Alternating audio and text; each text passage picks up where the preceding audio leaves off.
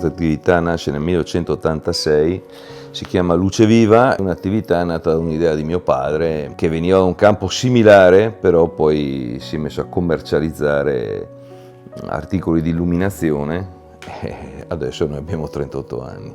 La qualità delle cose e delle persone facciano sempre la differenza. Oscar Wilde dice che il vero valore non è nel prezzo ma è nelle persone. La nostra attività nasce intorno agli anni 50, sono la terza generazione praticamente. Sto cercando di portare avanti attività di famiglia, ecco. Dalle bici alle moto, agli scooter e adesso siamo arrivati anche all'elettrico. Voglia di moto ce ne sarà sempre. La moto è una passione e le passioni possono cambiare le esigenze nel corso degli anni, ma le passioni restano.